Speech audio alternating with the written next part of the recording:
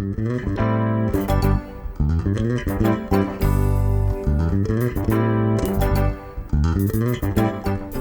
right, it is 6 o'clock. I will call this meeting of the Juneau Utility Commission to order.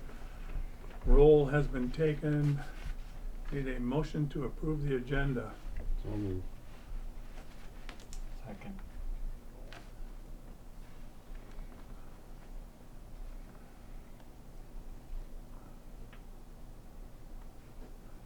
Is there any additions or corrections?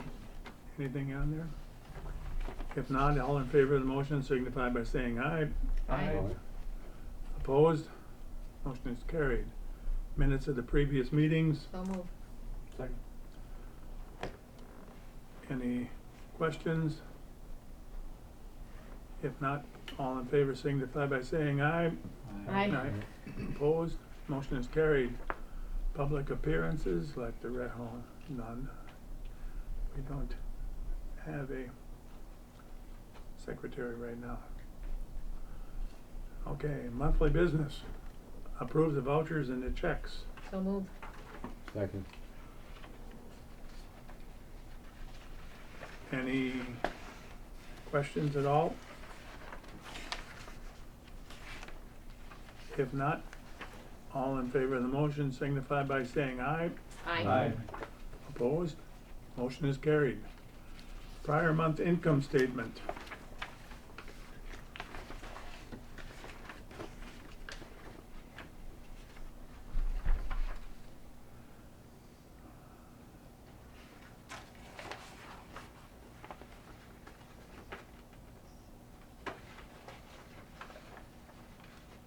Anybody have any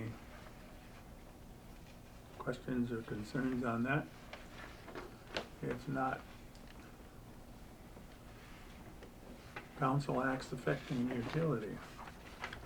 Resolution 37, 2021, award construction bid for North Street resurfacing project. Resolution 38, 2021, approve amending the agreement with MSA for the Highland Street and East Oak Street project, extending the construction to Fair Street.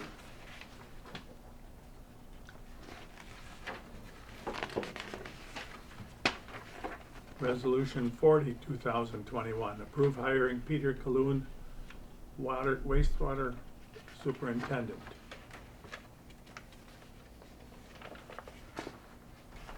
I even think I got it right. Consumption and, oh, let's see, that's not it, is it? Yes, consumption and loss.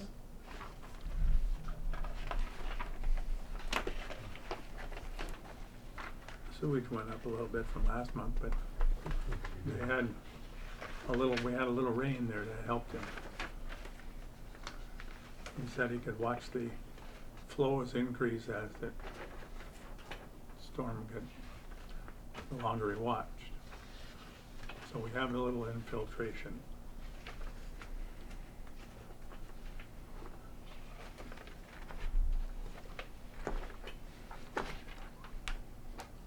Anything else, anybody?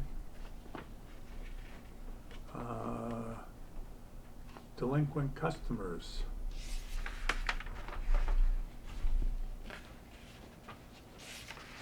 It's looking better. We gotta keep going until we run out of time. Yeah. They'll be here before we know it.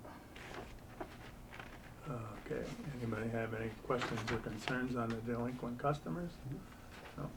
All right. All right, under the utility accountant, Lori was kind enough and put all the emails from Tom Unke in here. When do we foresee a contract being signed with them, and is it retroactive to any date, or just begins at that point in time, so we continue to hobble along? Looked like from what I read it in here, it looks like it starts End of August. August. or September, I don't know when the Oh, billing. yeah, there It's it like is. August or End of something. August Somewhere or in there I September. saw it, So it they- was billed at the end of the, Back bill. it Yep. started at the end of August and September. it was I so see for that now in September. number 3, yeah. But, so I mean, We haven't heard anything back from Sensient from this. from what I got from, the one email I got from Tom is that they don't have any problem with the increase. They said they realize that's the point of doing business. So, I kinda think that's nice. They didn't fight it, so, We should though find that out. Yeah. Is it signed? Cause as you guys saw in the invoices, this isn't a free service that we're paying Baker No. Tilly to keep doing, so um, let's get this done before we put any more money into it.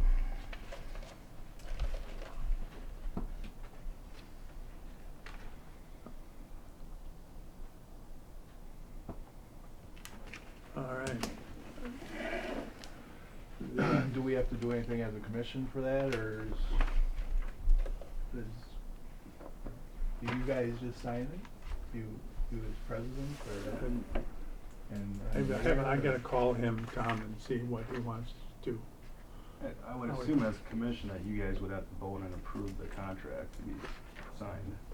I thought this was supposed to be a two-step increase. I thought there was supposed to be a temporary rate adjustment until we got the formal contract all into place, and I'm thinking that's what they're talking about. I don't think this is the, This is a temporary. I think this is the temporary one to Mhm. start shoring up. I think they're still gotta get a legal document, a formal, contract with them yet.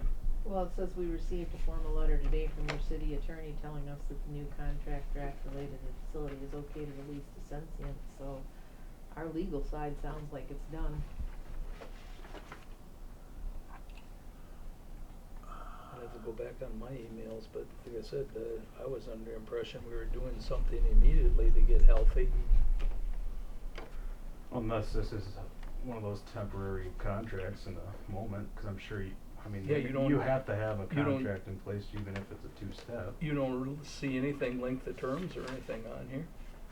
Not in these emails. No, Not that's what what I I'm was saying. seeing anyway. But I did see what Andrew Griggs had responded to.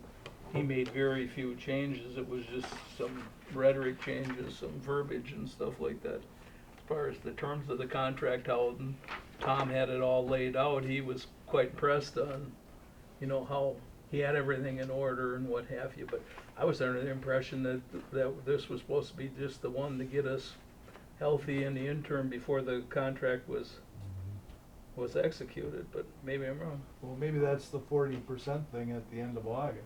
Do we have to take action on that, is the question? I would say we probably should, though we don't have anything on here for taking action. I mean, how do you take action without seeing the contract though? Yeah.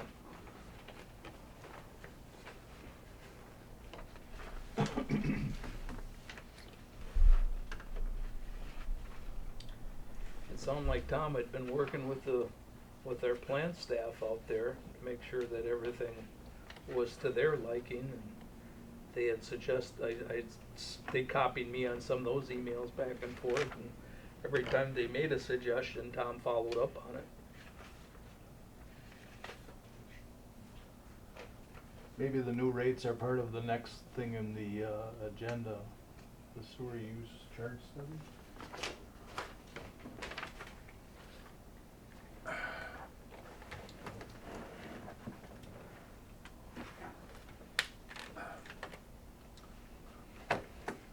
I guess there's enough to go around.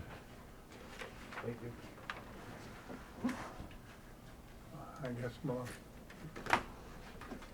No? I don't know if you can read that few of the highlights that Lori's got on here. Here are a few of the highlights. The rate design has been set to recover $280,000, which is the same amount as we discussed in our earlier meeting. You will see that significantly most of the costs in the rate study will be recovered in the fixed charge as discussed in our earlier meeting. Charge that he's talking about.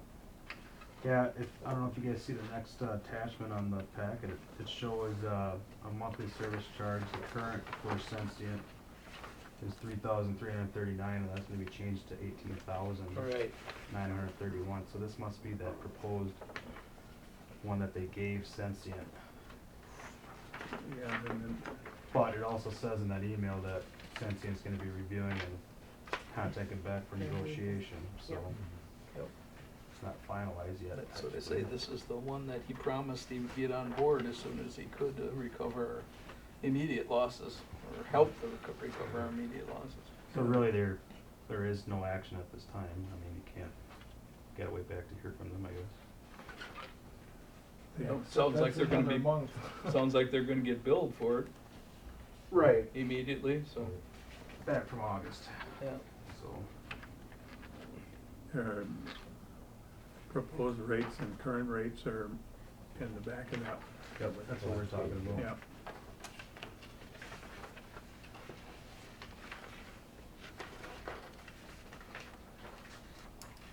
So.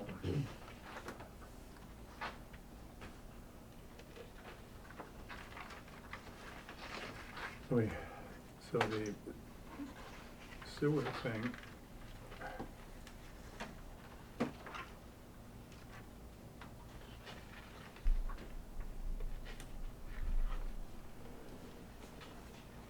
I didn't even know these were here, so.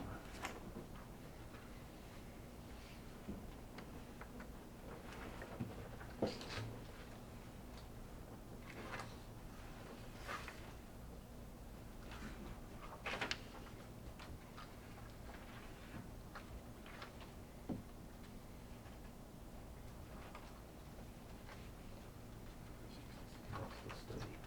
Mm-hmm.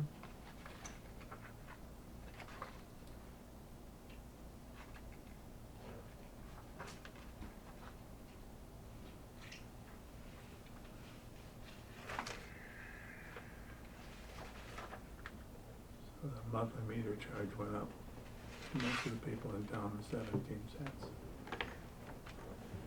Where do you see that? On the second, on this, page 4. It's the monthly meter charge.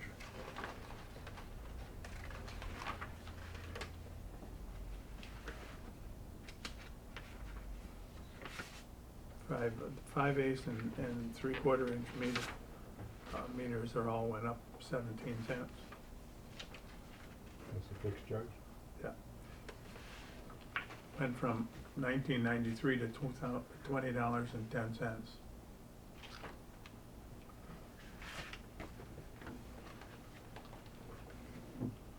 So, Where do you have that, Mac? and it's not, this not separate here. Oh, that's just something he gave you No, independently? they sent out 4 books. Oh. 5 books, 4 books. And then the general rate went up a quarter. No, it went up more than that, 27 cents. But the, Volume per thousand gallons went up 27 cents. Right. Anything over, Yeah, 1,000 gallons for general service, 27 cents went up 27 cents. per Thousand. 1,000 gallons.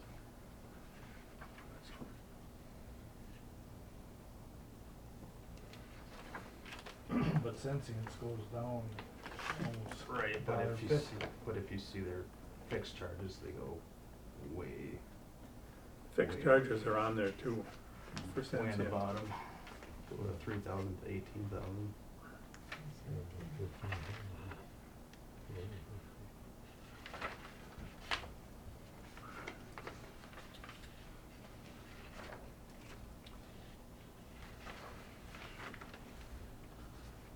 There was no, I didn't know this was done yet. There's no way that we can put these rates in.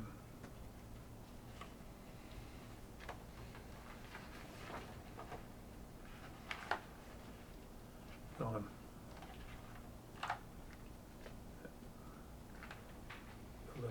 light reading for you to do.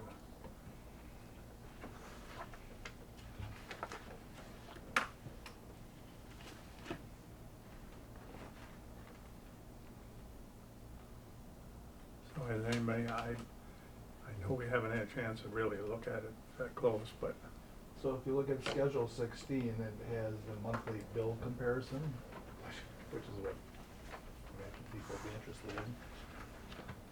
What page are you Page on? What page is it? Schedule 16, page 23.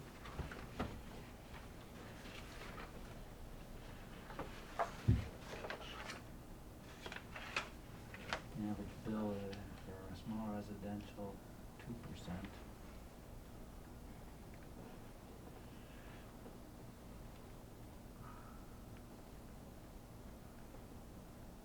Average change, I'll say it's 71 cents. It's, as far as inflation, that's nothing. I mean, that's really, Right. really good in my not opinion. not the worst. That's, Eh, that's really good. So, Yeah, they can't complain about that for as long as it's been since we raised those But, rates.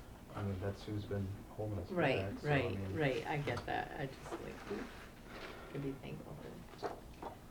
I would be interested in, as far as there's, from Schedule 1, they say this is based upon, page 4, right? page Page 8. 8? We haven't lost people in the city, are people just not using as much, or? Conservation. You know, everything is, washing machines are use less water, toilets use less water. As people upgrade their facilities, they use less water. Yeah, but it's not residential, it's going down, residential is going up a little, it's like our industrial and our public authorities are dropping, and I'm like, Well,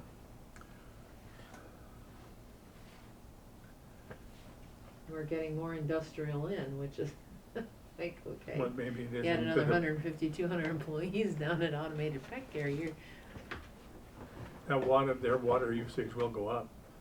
yeah. But they don't use anything for Right. manufacturing, they don't No, use any no, toilets, any of No, that, that's it's just all, bathroom use, domestic use. I don't know how much COVID had to play in some of this too, with, you know, the public authorities being isolated and shut down and stuff like that too. From home rather than, Yeah, a lot of them are operating from home. I can tell you where I work.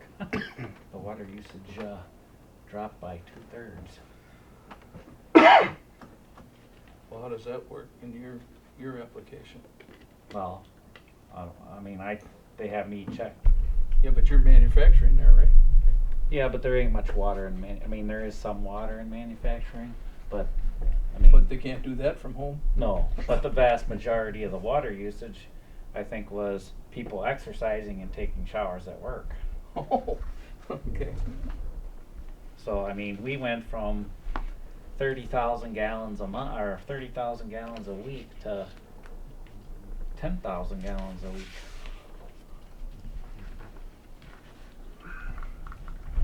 that helps the bottom line. But, I mean, we went from 900 people in the building to less than 200 people in the building. 900 people, that's a lot of, or Yeah, 700 people, that's a lot of toilet flushing, and I don't know how many showers you had in that. But, I mean, that's just, I just happen to know that because they have me check it every week. all right. So, anybody else have anything they want to ask about on that? I have to call Tom and see how things are. All right. So, if anybody doesn't have anything that, we will move on to electric superintendent. We had a pretty busy month. I gave everybody some literature. We mailed out letters to the customers on Highland and the few on East Oak that are on the intersection for the overhead to underground conversion. Been working with AT&T and Charter and everything, MSA as well. MSA just finished their surveying on the street for my sidewalk offsets and grade heights for placing equipment. I also got 2 out of 3 easements for transformer replacements from customers. Negotiating with one resident, at least right now, they want 2 sidewalk slabs that go to their front door. And if we pay for the 2 sidewalk slabs, she would sign the easement form. It's not going to be much, so I want to. Jason's filling out a separate contract for that. I'm going to look at pricing it too, but I don't foresee it being very expensive. If anything, Shane and I will do it ourselves because I've done concrete work, and it's 2 really small sidewalk slabs. Not the normal width of a normal sidewalk slab. It's from this end of the table to the center of the table, so we're talking very minimal effort. But it is necessary for us to get that easement for that transformer replacement so that we don't have any equipment that's in a boulevard that's expensive like a transformer. We don't want that sitting next to the road and having plow trucks pushing snow up against it all the time. And so we're working on that. Talked to Cooks, and sounds like we're starting in 2 weeks. So Charter got their final stamp of approval from corporate, and so now we're go ahead with it. Like I said, 2 weeks from now, we're gonna start. We had a couple outages. Outage on South Highland Street. It was one service. Is volume picking up? One service outage. We purchased it's called a service restorer. This house lost 1 phase. We were able to put this service restorer on their meter socket to restore power to the house until we found the fault. The fault ended up being right underneath the sidewalk. It's a typical spot for faults to take place because there's usually bad fill in there from rocks, bricks, whatever they put in there is filled back in the day. That corrodes away after time, moisture gets in there, breaks down. We lost 1 phase. Put a new splice, 2 splices in a section of wire to get past that full sidewalk so we don't have it underneath the sidewalk anymore. Spliced underneath the sidewalk. We restored that one. We had another outage on South Main Street that affected 2 houses. The fault happened again right underneath the sidewalk. So we had to rip out that sidewalk slab as well to get at it. So we ripped out the one on South Highland and South Main. We restored both those houses. South Main Street, we put a temporary line on the ground overnight, and then the following morning we had to vac out everything, call an emergency locate in, and restore power to those 2 houses. We had a big outage affecting circuit 2 of our industrial substation. You guys got literature about that, that transformer 538, I believe it was. Investigation report. So what happened is we got a call that a transformer, quote unquote, blew up. And what happened is that operated a fuse downstream on circuit 2. All the industrial load was able to stay on. I know Automated Pec here, they called and left the voicemails that they saw a couple lights flicker that indicated that our recloser operated. From what I heard, 6 times. The operation counter only indicated 5 times. So that recloser usually is supposed to turn on, turn off, turn on, turn off, and then lock out, not turn on anymore. So that indicated that there was a fault. It didn't clear, and then it must have cleared because it didn't lock out. And then it happened 2 more times and then must have burned clear. Meaning that whatever was feeding that transformer, our primary connections burned clear. When we got to the transformer, just like we expected, the primary elbow was burnt off of the 1 bushing, and the 2nd bushing was fine. We restored, replaced the transformer, restored power, and put the cutout back in. After we switched the load around, we got the majority of the people back up and running, restored power, and changed out that transformer. The outcome of that transformer failing is we also did a test on the transformer and found that the primary and secondary coils shorted together.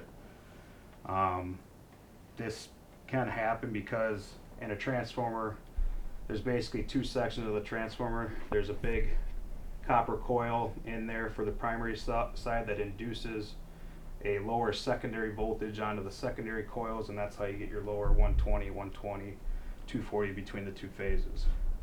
And what separates those coils is oil and craft paper.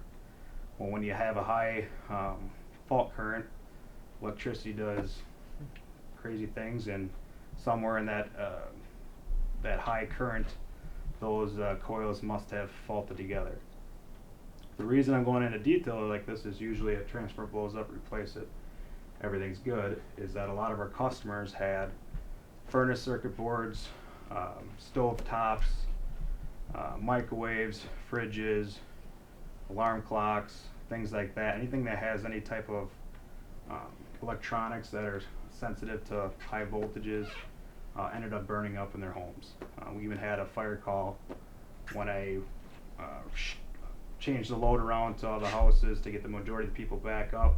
When I came back, there was fire trucks across the road. And what happened is there was a wire that goes from their main to their furnace.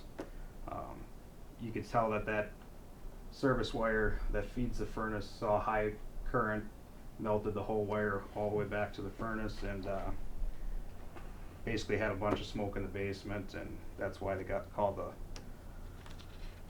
fire department. The weird thing is that house is not fed off of that transformer. So that transformer that we replaced fed 7 homes, and this house was on the other side of the street. We're talking 8, 9 transformers downstream. So the following day, I got a bunch of phone calls from the rest of the customers that were fed from the transformer that blew up, saying that some things aren't working in our house, something's not right, we must not have correct voltage. Well, we go there, and first when we replace the transformer, we do our checks. We had the appropriate voltage on our transformer.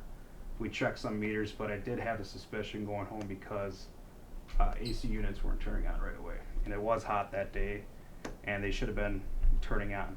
So I went into a few of those homes, and you can see that their ground lead that comes from their service to their, in this case it was their copper plumbing. There was no grounds on the outside because back, what day was that acceptable? 80 something, 90, I don't know. Attaching your ground to the copper plumbing was an acceptable way to ground your services. Well, my suspicion or through this investigation is that for some reason, temporarily, electricity takes any and all paths, but usually takes paths of least resistance. I think in this case, because these houses were grounded to the water system, that's all interconnected to our whole water system out in the streets, crossing the road, things like that, that there was a momentarily better path to ground for this high current to take. That's the only thing I can think of for this to take place. Because going back through our inspections, pictures, there was no indication of anything like this transformer to fail like it did. But equipment like this does happen. Transformers fail for no reason all the time. For this to affect the houses, this isn't something that's normal. But again, electricity is not predictable as far as what paths it's going to take. It's going to take the path of least resistance. It's going to take all paths. And I think in this case, those homes, for some reason, had a better path to ground than our system ground at that time. That is older primary cable that's in there. It's open concentric cable, which means that the neutral is wrapped around the outside insulation of that wire. But with that, that should be the best ground a primary cable could have, unless there's a break in those wires that are wrapped around that cable over time corrodes away and breaks off. That's a possibility, but even at that, I would think it would still have a good ground being physically in the ground. So I've been dealing with insurance. Insurance requested some documentation. That's what you guys see. That's what I was given to the insurance company. They reviewed it all. They said it looks good. There's nothing, you know, we aren't liable. We didn't not follow procedure. We did everything we were supposed to do. So the insurances are going to take care of it, and that's all we can do. So most homeowners were all, you know, knew that there was nothing we could do. It's just kind of one of those act of God situations, just like hitting a deer.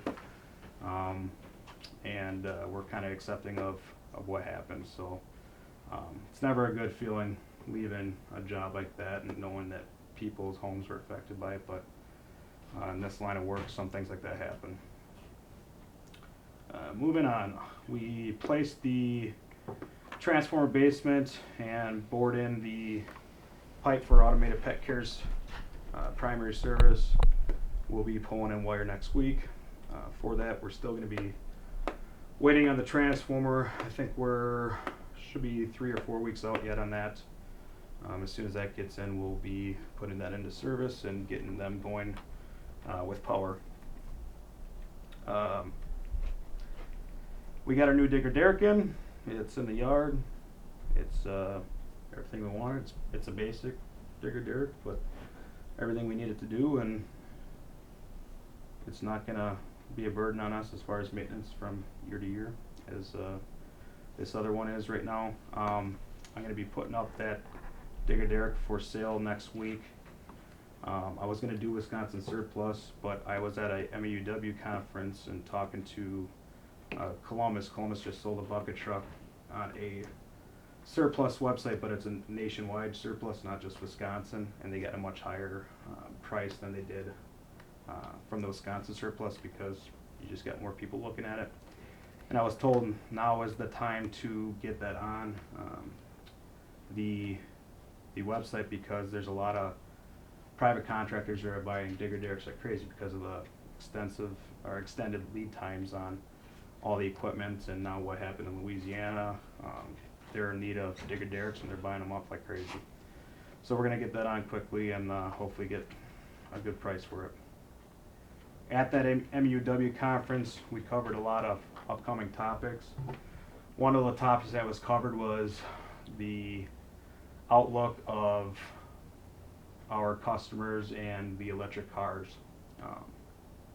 and moving forward, and what that looks like for utilities and how it affects us, and because there's a lot of uncertainty, a lot of knowledge that us as utility heads don't have because it's something new and something wasn't taught to us in school. And it's basically just preparing us for the increase of electric cars. And this kind of opened my eyes up. A couple weeks ago we had a high usage complaint at a house on Ridge Road, and typically it's either a refrigerator that's going bad or a furnace fan that is set on all the time and not on auto. And when I went to this house, the furnace fan was on and not on auto.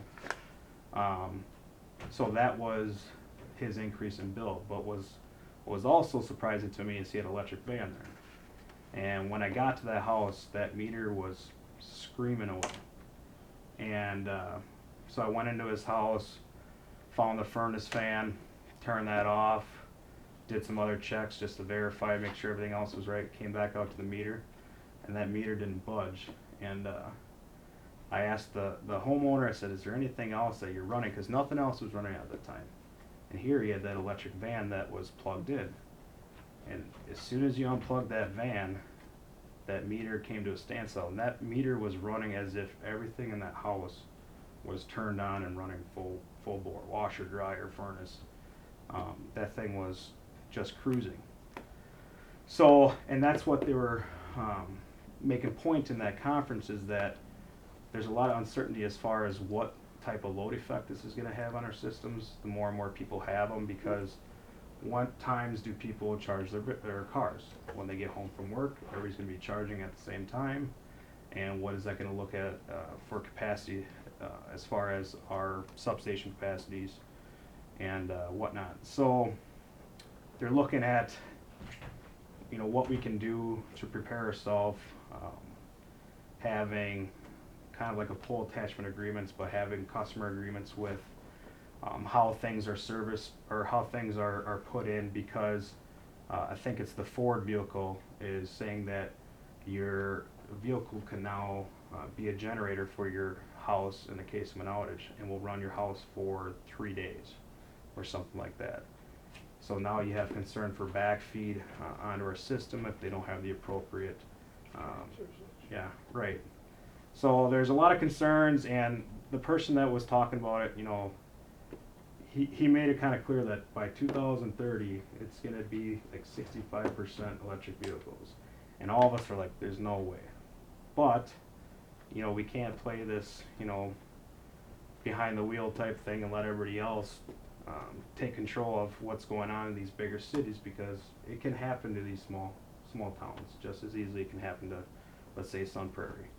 And we just got to prepare ourselves. So I'll be continuing to follow that information as we go, and the future of our system and what that looks like with people going green and all that. So we had 3 disconnects. Moving on, we had 3 disconnects. All are back on, and I'm gonna stop talking. So that's all I got. I guess I'd just like to comment on the electric car thing. I had an experience where I worked for a customer where your standard charger that comes with your vehicle, if you buy like a Chevy Volt or something like that, is what he had. He didn't understand that standard charger is a 110 model that'll take like 21 hours to charge the battery complete if you run the battery down to like 10% of full capacity. So he had me out there wiring up this new 240 volt charger, which is a dead 30 amps, and that'll charge the battery within 8 hours, like overnight. So, you know, if you're down to all but 10% inside your battery, you'll have it charged overnight. So, and that, like Nick says, that's a dead load when it goes on there. It's like you're running 2 clothes dryers at the same time. So it does make the meter spin and what have you. And the other thing I like to commend Nick for the work he did do on that outage. I was the officer in charge for the fire call down there.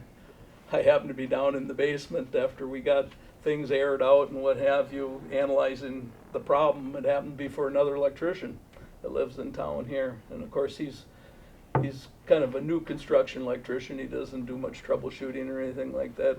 Works the bigger jobs, you know, the hospitals, the legal services buildings and stuff like that. He's kind of a conduit runner and wire puller, so he was just in awe. He just couldn't believe how that Romex had melted down and what have you. It also melted the line going out to his air conditioner condenser.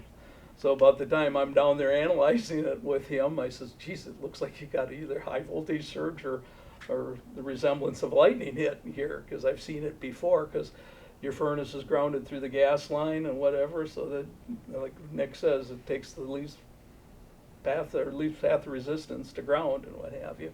And about the time I'm saying this, I'm turning around, there's Nick in the basement behind me, and he wasn't real happy. I could see his stomach, his heart fell down into his stomach, and I said, well, it is what it is. We walked out and analyzed it a little bit further, and the next day he called me up to help him out looking at a couple of his other services, or I went into the basements with him, and yeah, it splashed all over, and then he was still confused how this could have looped up the street, down the street to this one particular customer. And I said, the only thing I was thinking of, I says, you got 2 water services tied right across the street from each other, so you know, it probably entered in one of those houses across the street, finished out blowing out. It's just like when he runs an overhead pole line, they always go 1 pole span past their last service pole, because they want that electricity to go past the user and out to the dead end pole at the other end. And I'm thinking this was probably a good analogy here on how it worked through the water So it service went and through the what have water. you. So, and that's the joys of having copper water pipes and Right. whatever. You wonder what kind of issues we might have come wintertime, you know, if we're gonna have more leaks, what have you, on the service lines now, if that thing had taken that hit, but all we can do is speculate, and like Nick said, there's nothing, a utility is really responsible for that. When high voltage meets the low voltage, it's gonna cause some issues. But I commend Nick, he worked long hours there, and the next day he was back down on it too. I don't know what time you finished up getting everybody, it must've been wee hours in the morning, I would imagine, huh? It was 11:30 we finished, and we came in early, we came back in at 6, just cause I was getting phone calls, and we went in and started investigating right away. So, but, you know, it's like I said, it's part of the job, but usually you go home feeling good. This wasn't one of those. You But we went home talk and about services being figure grounded something. with ground rods into the plumbing.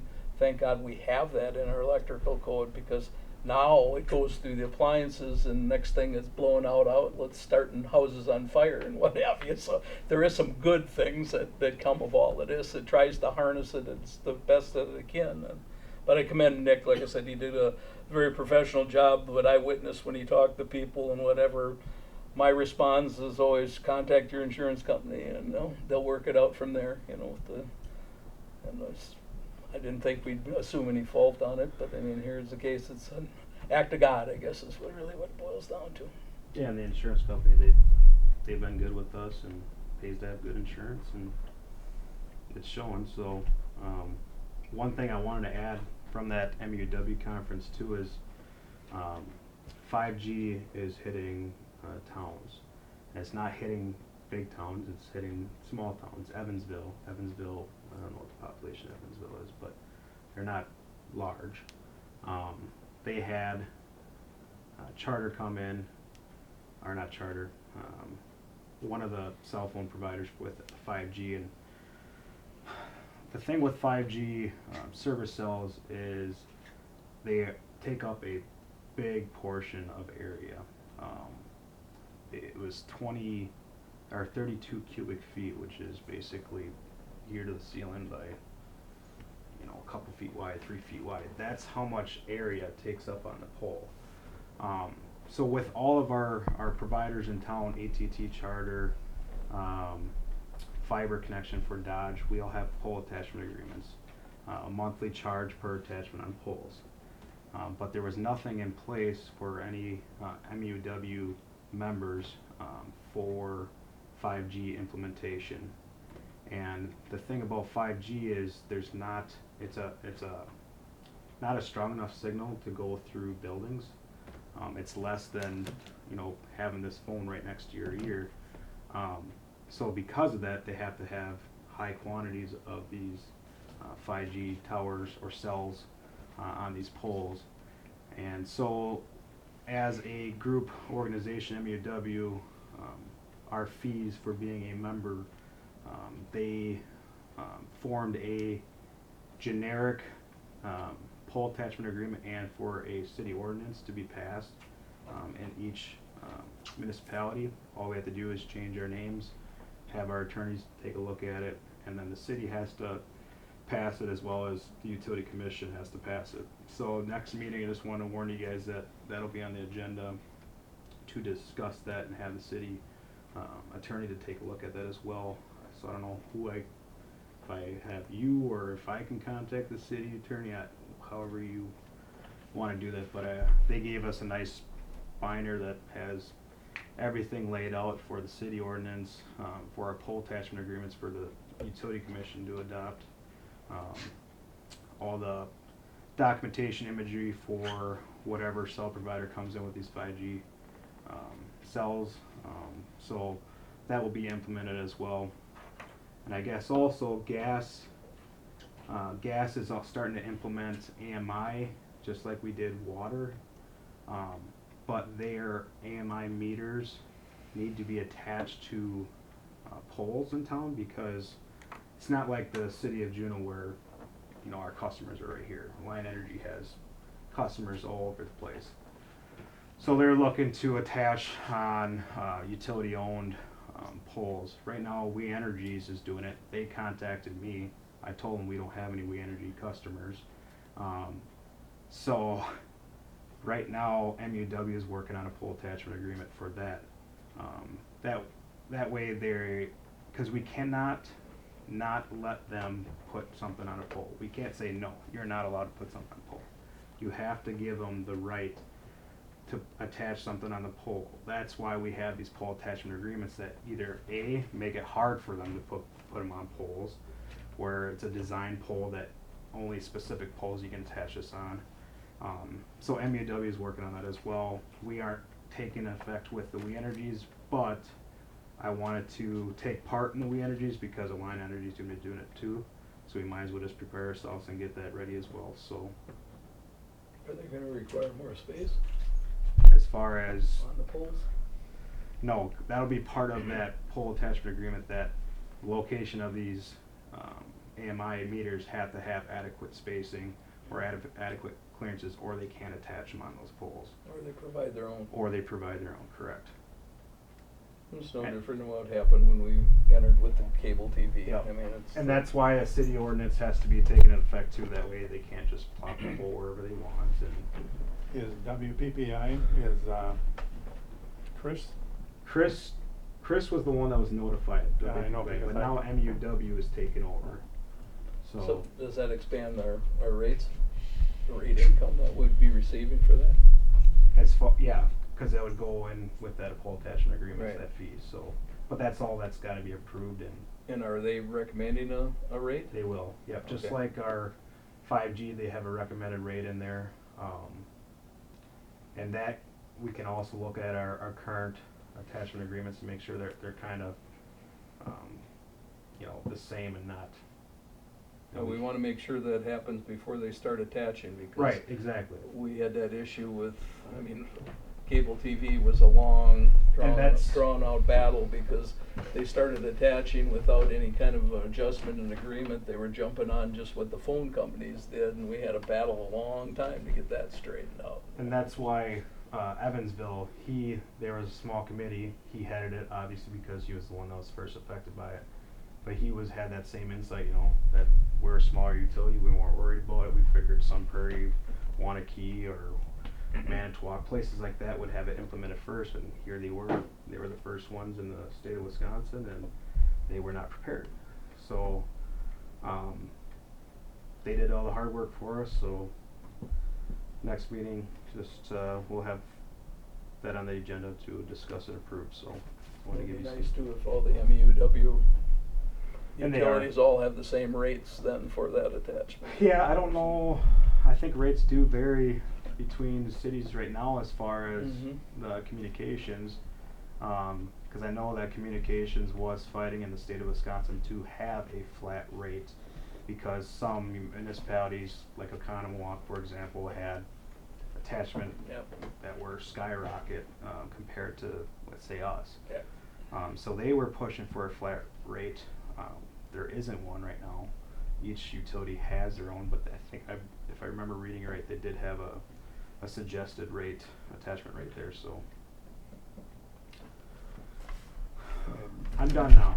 And you can, you need permission for me to contact the city attorney. Okay. Well, do I have permission? to You contact- have my permission. But I figure we'll have him look at that first, Yeah. that way we don't have to waste another month, for him to review that. Have him review it now, and That would take care of the city, or would have the same results as us. So Yeah. the utility will cover that. so, I'm done with my electric report. Okay. Now you're going to do the, Yep, Peter had a family emergency, so I'll be doing his report. Our flow meter that measures Sensient's flow has been recording different readings compared to the flow meter at Sensient for quite some time. They wanted to see our setup and try to determine what is going on. The temp flow meter and controller were installed to run side-by-side comparison on the 17th. Both LW Allen, which was representing Juneau Utilities, and Durable Controls, who was representing Sensient, were there. Our flow meter and controls were over 20 years old per the tech. At YSI, the unit was also not installed correctly. So Sensient actually furnished all new equipment for that test site. And both LW and Allen, and to represent Juneau and Durable Controls, were there for the install, and installed that at no cost to the utility. So that their readings were being accurately measured, and that their comparison were matching up. I thought we all redid all that when we put that flume, that new Yeah, flume in that's there. right. It was, and Well, they, that isn't 20 years. no, the equipment was 20 years old. That new design was new, but the equipment that is in there to measure, to meter that flow was the original. That was not new. It was all new. Oh, Thought they were putting all new weird. in. Anyway, it's not. It's not. Huh. And the utility didn't have to pay for anything, so, but it was important that LW and Allen was there to represent Juneau and not just the contractor from Sensient.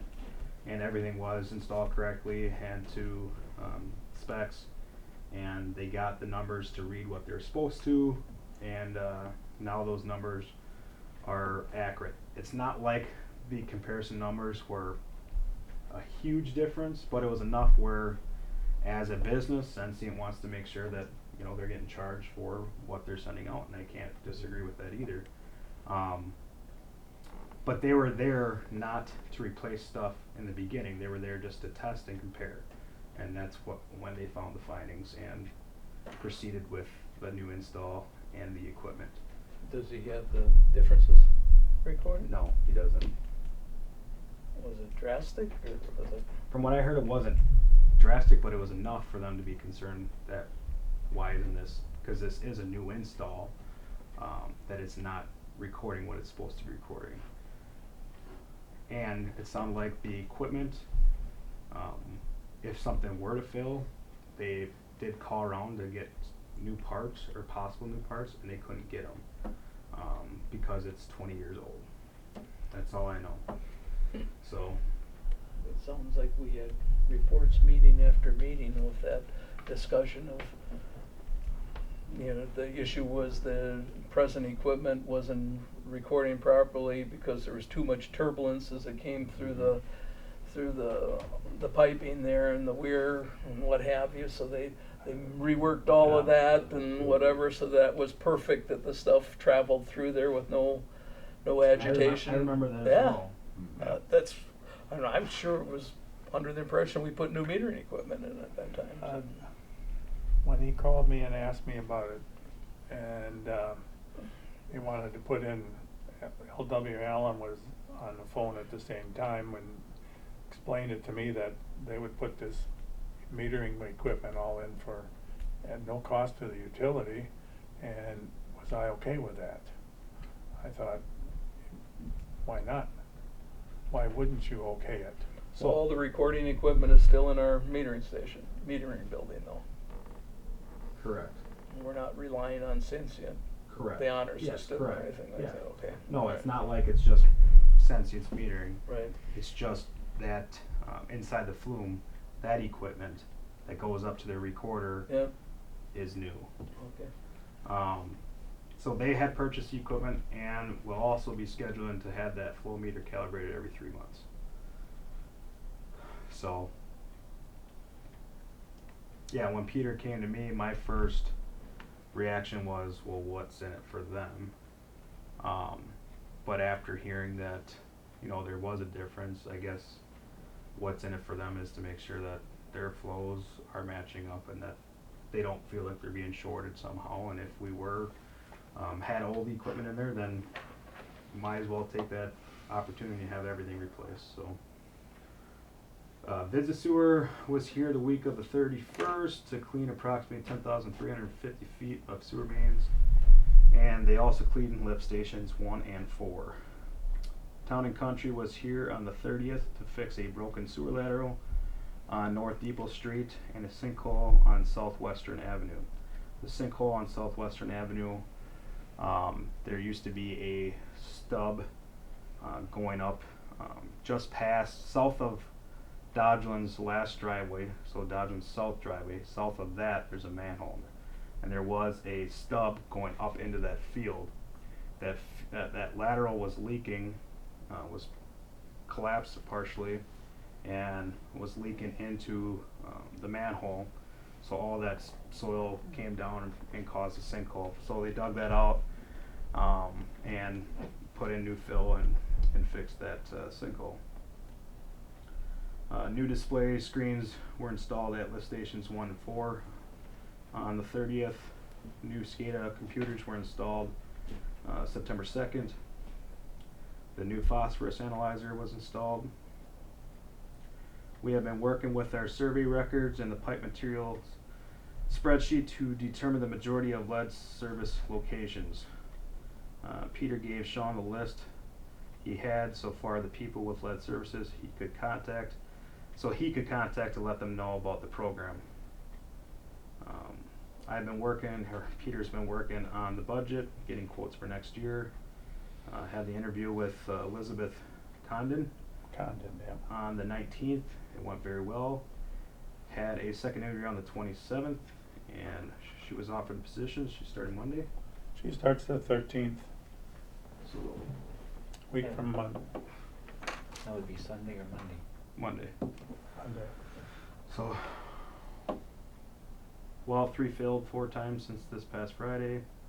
Dan brought in some parts, so we can fix that. So that's all I got for wastewater treatment. Good report, Peter. There we go. Nick Peter. I get his meeting pay. Nick Peter, right? Your name is that? All right. You don't have anything else to add, do you, Nick? No, well, I guess I do. West Street, the county, as you guys know, they're doing that West Street project from Center to the dead end south on West Street. There were some water valve boxes that needed to be adjusted. Peter was busy with Visit Sewer and some other things, so Shane and I and Scott redid all the valves that needed to be adjusted. They didn't have enough top sections, the sections that you can adjust for the grade heights. I got a good friend that works for Beaver Dam Utilities. We went there and got one, and when we got our shipment in from American Steel, we just took one and took it back to Beaver Dam. So appreciate Beaver Dam for helping us out with that. Okay. That's all I have for that. The president, I was going to say that we hired Elizabeth Condon, the wastewater treatment. She very dedicated young lady. She did out and got her basic stuff, her qualifications on her own without going to, she did all that classwork on her own rather than somebody else paying for it. So I think she's dedicated. She wants to be a wastewater operator, so. She was good report. She talks well and she was very good. She's one of the better ones I've interviewed. So. Does she have this experience? I mean, She's got the classwork and the certificates. She doesn't have a whole lot. She has some experience. She worked for 3 years? 3 years, and she's seems to want to learn. So I guess Peter was impressed with her. Peggy didn't talk to her, but I read her resume, and then Peggy said that that's a good one. So it seems that the 3 of them all looked at her resume and decided that she'll fill in real nice. So I guess I'll leave it up to them, and that they were happy with her. So. But that's all I was going to have. Did Peggy pass all of her tests? Peggy has passed all her tests.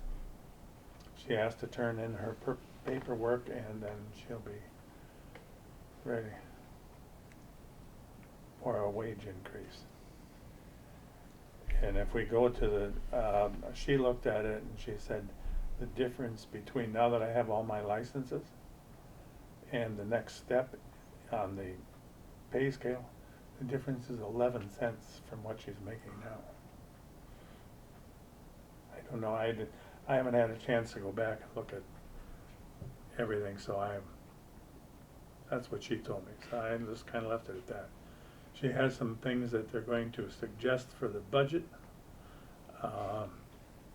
which will be interesting, I'll tell you that. Well, they've been working on it for a while together, so It's a, I was impressed and pleased when I found out that they were already looking at it in July. It's like, sweet. okay. This so is a they- good thing. So that's all I have. And Nick and I go to Pewaukee for a WPPI meeting. 25th or 6th? No. Oh, no, that's August. 15th and 16th. The 26th, we have class with There you go. WPPI. 26th on a Sunday? No, No, that's, That's September. August up there. I don't remember. I let my emails ding at me. There, That's okay. it's a Tuesday. 26th, I think it is. 23rd, 26th, something like that. It's the conference. That's the training we've been going through for WPPI, so. All right, that's all I have. Mr. Mayor. Well, we've got discuss and take action on a lead lateral replacement. We need a recommendation from the utility to the council to be able to orchestrate an ordinance. That's the only way we can get the funding from the state level to be able to do it that way, that the city has to implement the ordinance, not the utility. So you saw a boilerplate one or a copy of what Beaver Dam uses, which I can't think of anything just offhand, but I'm sure I think of things after the fact, but if you had a chance to review that or not.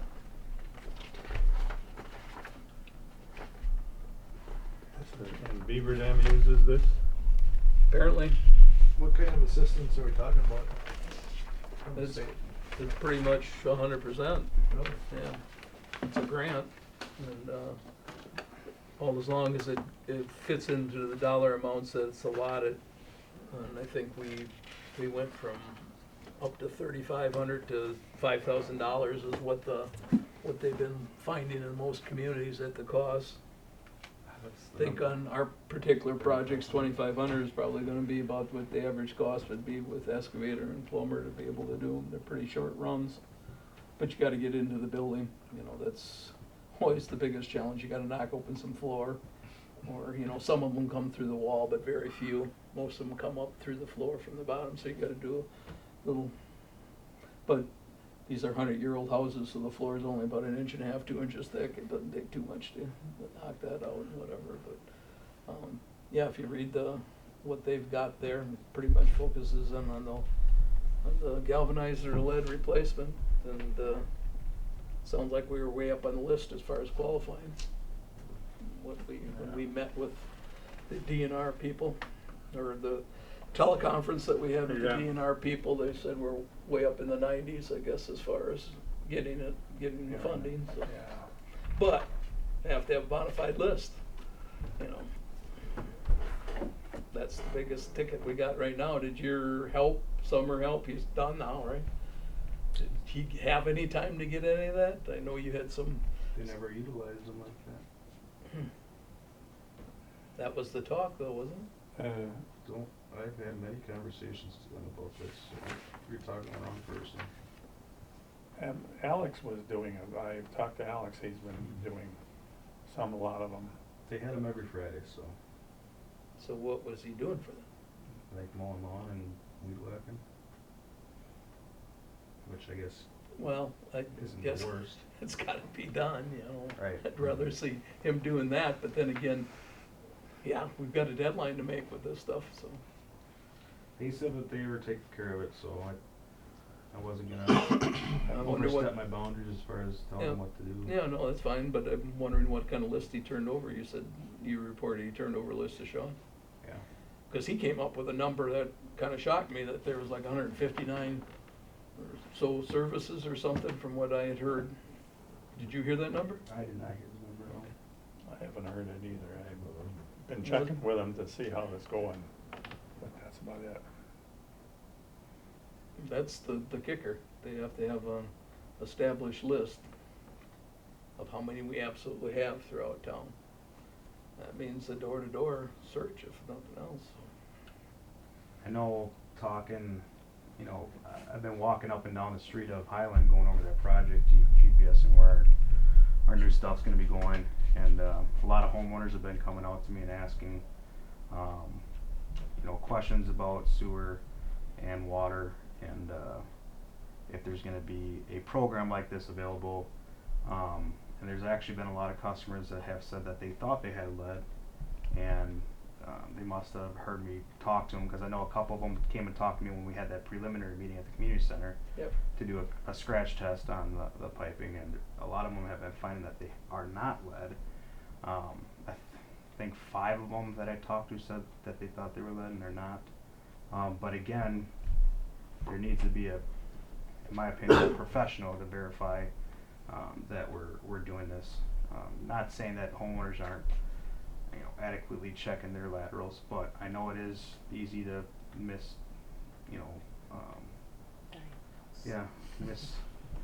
identify what material their services are. So there are people that are surprised as well on that street that are not lead at this time. So I don't know. All I know is that there definitely needs to be a list that gets going, and for all I know, Alex is doing it. I don't know. We've been really busy last month and a half, so.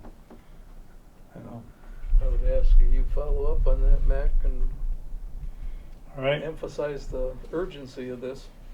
I do know that at my MUW conference, I did talk to some general managers about lead services, and we discussed, especially with some of these large cities, having that deadline with 20. Extended.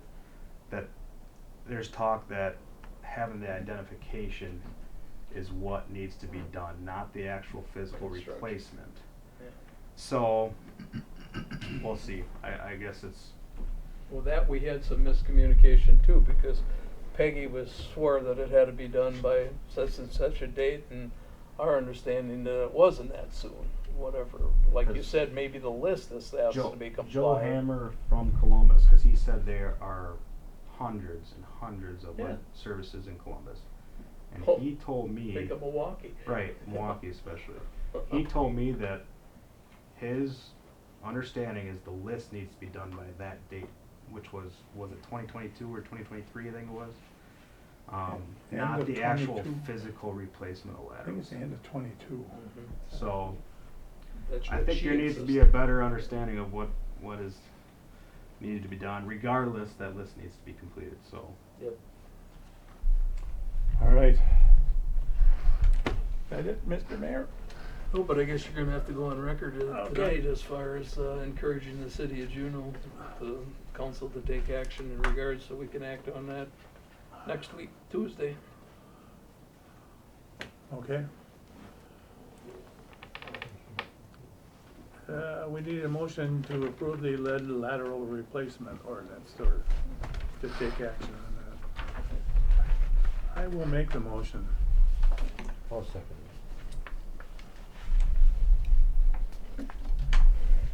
To adopt Beaver Dam's ordinance. Well, to send it to council for adoption. I don't see anything wrong with beaver dams. No, then, When I read the paper, you sure wouldn't wanna adopt Mayville's. is there any discussion on it? If not, all in favor signify by saying aye. Aye. Opposed? Motion is carried. Any old business? Any new business? I have a comment. When we were looking at our personnel meeting, they had the young lady's job application there. And one of the questions that they asked on there was for the social security number. In this age of where we're in right now, and I've been a victim of identity theft, I think that's a very bad thing to be asking on our job application where anybody, I mean, I went back and looked then, and then Peter had he was emailed to me, and that's really a bad thing. So I don't know, we need to be asking a different question there. Maybe like, are you approved to work in the US or something like that, and then once they are hired, then the appropriate person can have their social security number. So, actually during that meeting, I did talk to Lori, whispered over to her that that was not supposed to be on this table, so she went into all your guys' binders, you'll find that they're not in there anymore. No, I, And were shredded. She did not realize that social security number wasn't on the application. It's not out of the norm to have social security numbers still on applications. Well, I can tell you all the applications I filled out in the last 10 years, I can only think of one or two that I saw that had an applicant that asked for that, and that was and you had to go through hoops to get to the point where you put it on there, so they had some kind of very secure system. Yeah, I don't But disagree us, that. I really think that needs to be, we need to be asking different questions, like are you a citizen, or are you approved to work in the US without restrictions or without And that's on there. whatever. That's on there And the as well. social security number, that can be taken care of once they're hired.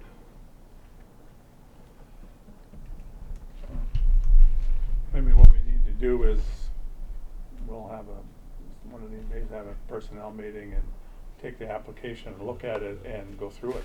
Well, I know Dave, all he needs is the driver's license, so we have a valid driver's license, then we have all the information we need as far as work restrictions, whether or not they're felons, things like that, so the driver's license was on there. I think it is on there. I think that would be adequate. Pretty sure it's on there. Wonder if you have a little more latitude when you're applying for government versus private sector. You know, thinking that there'd be a case of confidentiality, you know, whatever, but I don't know. I think Bart's point is if we're all looking at applications. we Well, don't it should need be that forwarded information. to. Yes, Yeah. we don't need to see It the should social- be just on the. social And I security- did, I had a The social conversation. security number should not be on there. I had a conversation with Lori about it, and she felt about this small when she found out it was on there, so. I mean, Yeah, but no, that's something that. She called and told me she was taking all those out of our file binders, Yeah. so.